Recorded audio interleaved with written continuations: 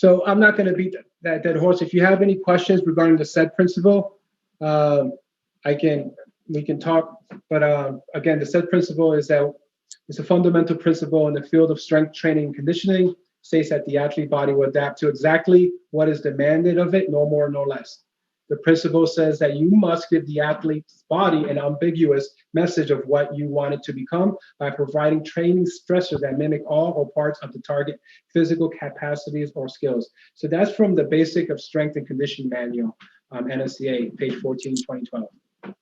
So here, I just changed the tempo and load position, which is arms crossed. This has a video now.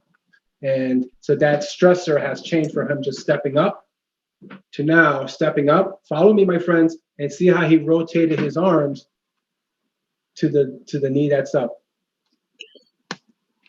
The SMART and SED principle are the fundamentals I draw on in the SPARTA method, with the understanding that a person's goal may change as they age, and their expectations may shift. It is important.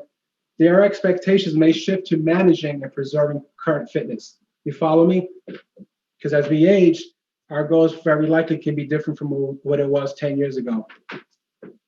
Some people ask, what's the difference between SPARTA and the SMART method? Simply put, the SPARTA method, unlike the SMART approach, is specific for older adults. So I showed this to you earlier. So this is the biggest difference. I created something that's just for older adults, for goal setting. So in my method, I feature exercises that accommodates the physical and or cognitive effects of the aging process for the individual.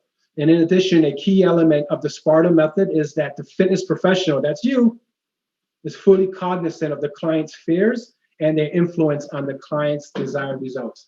So my style, my method, I bring in the fear factor, and I'm going to show you how we quantify it and how it affects our program design. You guys ready? So if you don't know what I'm doing here, that's a ramp.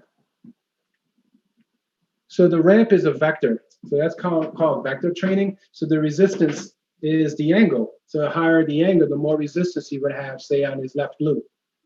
Like, because that's going to be an eccentric move, right? Because he has to do it slowing down. And so again, I'm drawing from a whole bunch of other areas of fitness, you know, from athletic development, where they do a lot of vector training, and I'm bringing it into older adult training. And I'm going to say this: why not? Why not? All right, so I'm going to go really quickly over the SPARTA method acronym, and this may be familiar.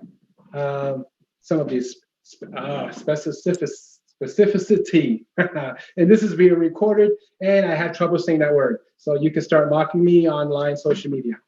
That's okay. Individualized exercises serve as a small step towards goals. SPARTA draws from other fields such as physical therapy, track and field, tactical training, and martial arts, to name a few.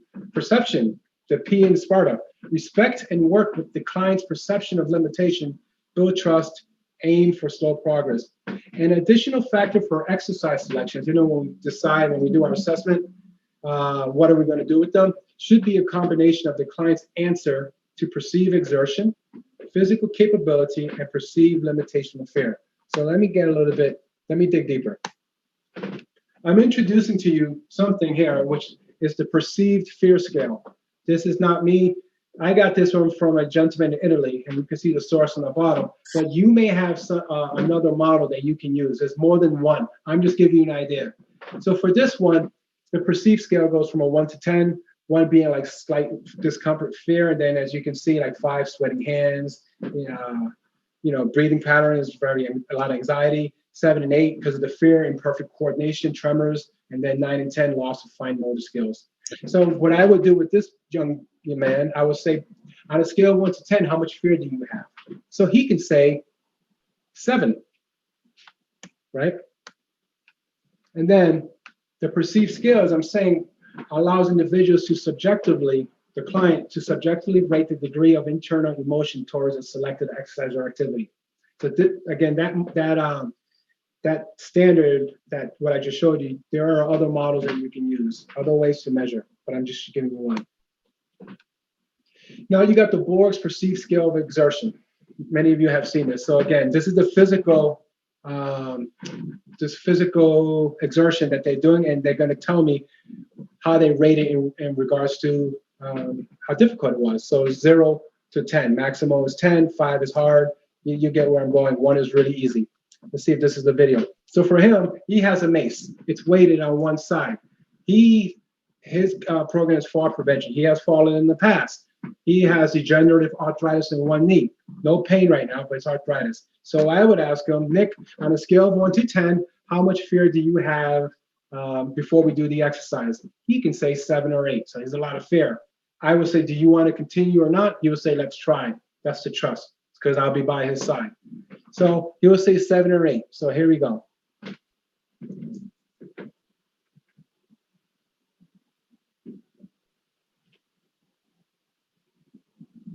We always give them the option of not doing an exercise when the fear scale, when it's high on the fear scale, because we can revisit that.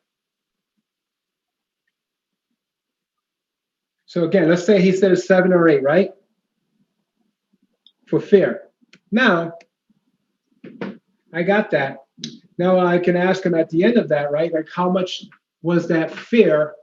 Was it a 7 or 8? He could say, you know, Julio, it was a 2. See where I'm going? So that fear could have prevented him from doing the exercise, which I knew would be beneficial because it's strength training. I progressed him up to that point, and but because of the trust and the coaching we've done through previous sessions, he said, I'll go for it. Follow? So he started with a 7, then he told me it was actually a 2. And then I can say on the Borg's perceiver of exertion, how much physical difficulty was there. He may say a 5, a 2. If you said an 8, I would drop the weight. If you said it was a 2, then I probably increase the weight. See how? So knowing their RPE, rate of perceived exertion, and perceived fear scale answers, you can adjust your coaching to encourage the client to perform auxiliary exercises. So what you saw is one of my auxiliary exercises that will build confidence, motivate them to progress to more challenging and safe exercises, thus helping them to minimize or overcome their perceived fears. I'm going to continue with the acronyms. I'm kind of behind.